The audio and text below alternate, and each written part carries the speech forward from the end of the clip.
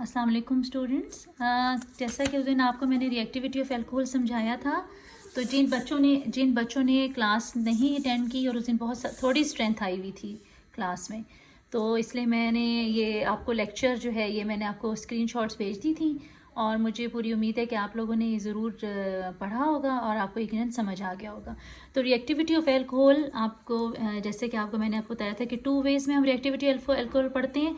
एक जिसमें हमारे पास CO बॉन्ड ब्रेक करता है और एक जिसमें OH बॉन्ड ब्रेक करता है। ठीक है, तो CO बॉन्ड जो ब्रेक करता है कि उसमें आपके पास जब CO बॉन्ड का ब्रेक करेगा व्हेन न्यूक्लियोफाइल अटैक करेगा इसको, ठीक है, और व्हेन इलेक्ट्रोफाइल अटैक कौन सा बॉन्ड ब्रेक करेगा? OH बॉन्ड ब्रेक करेगा, राइट। तो मैंने आपको CO बॉन्ड का ये रिएक्शंस करवा दिए थे, क्लास में समझा दिए थे। तो ये मैं जनरली आपको एक मोटा मोटा समझा देती हूँ, समराइज कर देती हूँ कि इसमें आपके पास आप यहाँ देख रही हैं कि यहाँ आपके पास नज़र आ रहा है, आपको अल्कोहल नज़र आ रहा है। ठीक है, ये अल्कोहल है जिसमें आपके पास यहाँ नज़र आ रहा है ये पार्शियली पॉजिटिव कार्बन है और ये पार्शियल नेगेटिव हाइड्रोक्सिलाइन है। ठीक है, जब न्यूक्लियोफाइल अटैक करेगा तो आप यहाँ देख सकते हैं कि ये भी एक न्यूक्लियोफाइल है, तो ये न्यूक्लियोफाइल इस न्यूक्लियोफाइल को रिप्लेस कर देगा। ठीक है, यानी कि आप ये कह सकते हैं सब्स्टिट्यूशन रिएक्शन हो गया यहाँ पे, सिंपली न्यूक्लियोफिलिक सब्स्टिट्यूशन हो गई। ठीक है ना, और यहाँ हमारे पास ये लिविंग ग्रुप के तौर पे निकल आया और इस न्यूक्लियोफाइल ने इसको रिप्लेस कर दिया। यानी कि अगर हम इसमें बेसिकली देखें तो यहाँ कार्बोकेटाइन का फंक्शन ज़्यादा डोमिनेट कर रहा है। ठीक है, और आपके पास जो स्ट्रेंथ ऑफ जो न्यूक्लियोफाइल है वो भी क्या आपके पास, it should be strong nucleophile to replace this hydroxyl ion इसको रिप्लेस करेगा न्यूक्लियोफाइल। अब ऑर्डर ऑफ रिएक्टिविटी हमने देखनी अल्कोहल्स की, तो हमारे पास जो ऑर्डर है हमें पता है कार्बोकेटाइन में से कौन सा कार्बोकेटाइन सबसे स्टेबल होता है? Tertiary carbocation. तो मोस्टली ये इस रिएक्शन में सबसे ज़्यादा फिजिबिलिटी किस में है? टर्शरी अल्कोहल्स में, क्योंकि टर्शरी कार्बोकेटाइंस फ़ौरन बन जाएंगे और क्योंकि वो बहुत ज़्यादा स्टेबल हैं। उसके बाद सेकेंडरी और सबसे ज़्यादा जो लीस्ट स्टेबल है वो है प्राइमरी कार्बोकेटाइंस। ठीक है, तो प्राइमरी अल्कोहल्स में ये रिसब्स्टिट्यूशन थोड़ी सी स्लो होगी। अब इधर आ जाइए जहाँ OH बॉन्ड ब्रेक कर रहे हैं, जहाँ पर हमारे पास इलेक्ट्रोफाइल अटैक कर रहा है। ठीक है, यहाँ हमारे पास आप अगर गौर से देखें जहाँ OH ब्रेक कर रहे हैं वहाँ हमारे पास पार्शियली नेगेटिव जो है ये आपको ऑक्सीजन पे नजर आ रहा है और पार्शियली पॉजिटिव हाइड्रोजन नजर आ रहा है। ठीक है ना, अब इलेक्ट्रोफाइल भी पॉजिटिव होता है। ठीक है, तो अब आप ये किसको रिप्लेस करेगा? इस हाइड्रोजन को रिप्लेस करेगा। ठीक है, इसकी जगह ये आ जाएगा और आपके पास आपने देखा ये जो है आपके पास ये कौन सा आयन बनता है? एल्कोक्साइड आयन बनता है, क्योंकि यहाँ पर एल्काइल ग्रुप भी है और ऑक्सीजन भी है, तो ये कौन सा आयन बनेगा? एल्कोक्साइड आयन बनेगा। ठीक है, तो ये इलेक्ट्रोफाइल इस हाइड्रोजन को रिप्लेस कर देगा। ये देखें यहाँ पर आके अटैच हो गया और H निकल गया। ठीक है, अब इसमें जो ऑर्डर ऑफ रिएक्टिविटी है थोड़ी सी डिफरेंट है, क्योंकि यहाँ पर हमारे पास खाली अल्काइल नहीं है बल्कि हमारे पास यहाँ ऑक्सीजन भी है।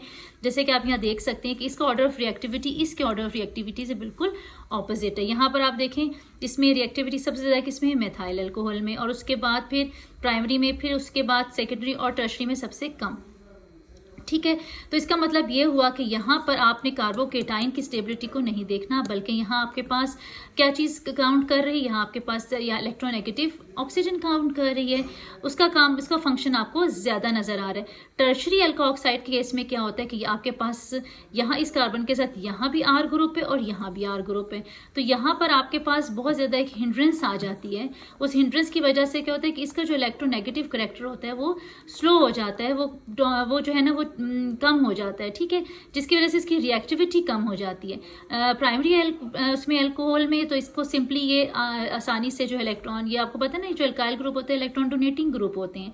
ठीक है, तो यहाँ पर हमें इस बॉन्ड ये बॉन्ड कब टूटेगा? जब आपके पास इलेक्ट्रॉन डेंसिटी जो यहाँ पर है वो पूरी की पूरी ऑक्सीजन की तरफ मूव करेगी, तो ये बॉन्ड वीक हो जाएगा और ये निकल जाएगा। ठीक है, अगर ये बॉन्ड ना ब्रेक करे तो ये हाइड्रोजन का निकलना बहुत मुश्किल है, यानी कि इलेक्ट्रोफाइल का रिप्लेस करना बहुत मुश्किल है। तो इसलिए इस बॉन्ड को जल्दी टूट जाना चाहिए। ठीक है, तो ये बॉन्ड तब जल्दी टूटेगा जब ये इलेक्ट्रॉन यहाँ ये जो है आपका स्ट्रॉन्गली इलेक्ट्रोनेगेटिव ऑक्सीजन ज्यादा इलेक्ट्रॉन डेंसिटी को अपनी तरफ पुल कर पाएगी। ठीक है, तो अब आपके पास प्राइमरी में तो ये पुल बहुत डोमिनेट करेगा, क्योंकि आपके पास इस तरफ जो है वो कम इलेक्ट्रॉन डोनेट हो रहे हैं। लेकिन जब आपके पास सेकेंडरी में और मजीद होंगे, टर्शरी में और मजीद, तो ये पुल वीक बन जाएगा हो जाएगा और ये H आसानी से नहीं निकल सकेगा। तो ये ऑर्डर ऑफ रिएक्टिविटी इसके निस्बत बिल्कुल ऑपोजिट है। अब बजाय एग्जाम्पल्स में हमारे पास जब CO बॉन्ड ब्रेक होता है तो हमारे पास जो एग्जाम्पल है वो सबसे पहली जो है यहाँ आपको नजर आ रहा होगा एडिशन ऑफ हाइड्रोजन हेलाइड है इसके अंदर। और आप यहाँ देख सकती हैं कि अगर हम हाइड्रोजन हेलाइड के केस में देखें तो सिंपल यहाँ पर अगर आप देखें तो ये RX बन गया और वाटर बन गया, ठीक है। लेकिन ये इस तरह से रिएक्शन नहीं हो रहा, यहाँ इस तरह से रिएक्शन नहीं होगा, इसका इतना आसान नहीं है इसका रिएक्शन होना, क्योंकि आपके पास यहाँ पर ये जो हाइड्रोक्सिल आइन है, ये ROH में जो आपके पास ROH है ये वीकली पोलर है इस वक्त ना। तो हमारे पास हमने इसको स्ट्रॉन्गली पोलर बनाना है, ठीक है। इसको हमने चार्ज करना है ताकि ये रिएक्शन आसानी से हो सके। अब हम इसे कैसे करेंगे कि हमारे पास सबसे पहले यहाँ पर मौजूद जो इलेक्ट्रॉन्स हैं ये किसको मिल जाएंगे, यहाँ पार्शली पॉजिटिव, इसमें हमारे पास HX में कौन सा क्या चार्ज डिस्ट्रीब्यूशन है, हाइड्रोजन पे पार्शली पॉजिटिव और हेलोजन के ऊपर पार्शली नेगेटिव। तो ये इलेक्ट्रॉन्स मिलेंगे इस H के पास आएंगे और ये ब्रोमाइड आइन या जो भी हेलोजन आइन है वो निकल जाएगा, ठीक है। और आपके पास ये H जो है यहाँ जाके अटैच हो जाएगा, नजर आ रहा है आपको। तो ये कौन सा आइन बन गया, एल्काइल ऑक्सोनियम आइन। ये कौन सा आइन बन गया, एल्काइल ऑक्सोनियम आइन, एल्काइल ऑक्सोनियम आइन, ठीक है। इसके ऊपर आप देख रहे हैं कि यहाँ पर पॉजिटिव चार्ज है। अब ये क्या करेंगे, अब यहाँ पर आपके पास ये जो आइन बन गया, अब ये आसानी से आपके जो भी हेलोजन है, ब्रोमाइड है, क्लोराइड है या जो भी है, क्योंकि लेकिन आयोडाइड का सबसे ज़्यादा है, ब्रोमाइड का उससे कम और क्लोराइड का सबसे कम रिप्लेसमेंट है। तो हम ब्रोमाइड क्योंकि मॉडरेटली रिएक्टिव है तो हम उसकी एग्जाम्पल को ले रहे हैं।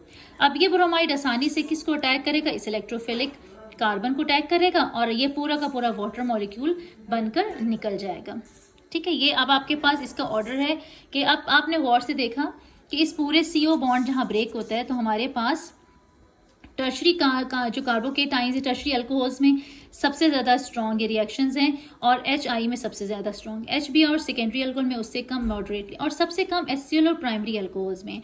तो HCl और प्राइमरी अल्कोहल इसका मतलब reacts in the presence of catalyst. ये दोनों जो है रिप्लेस कैसे करेंगे, अगर हमारे पास प्राइमरी अल्कोहल है और हमारे पास यहाँ पर कौन सा एसिड है, हाइड्रोक्लोरिक एसिड, तो ये किसकी प्रेजेंस में रिएक्ट करेंगे, जिंक क्लोराइड, जो कि एज अ कैटलिस्ट है, क्या है, कैटलिस्ट है। अब हमने क्या किया, हमारे पास प्राइमरी अल्कोहल है और ये हाइड्रोक्लोरिक एसिड है, जो कि वैसे आम सूरत में आम कंडीशंस में, नॉर्मल कंडीशंस में इस तरह से रिएक्ट नहीं करेंगे। इनको करेक्ट करने के लिए हम क्या यूज़ करेंगे, कैटलिस्ट जिंक क्लोराइड।